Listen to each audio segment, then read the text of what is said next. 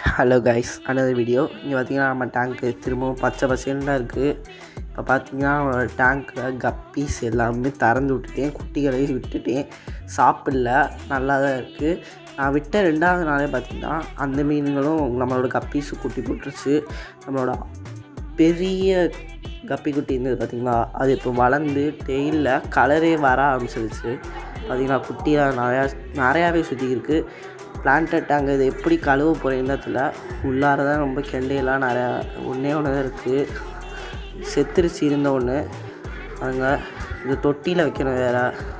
இந்த தொட்டிலலாம் பார்த்திங்கன்னா கொசு குட்டிகள் இருக்குது, அதை நம்ம ஃபீட் பண்ணிடுவோம்.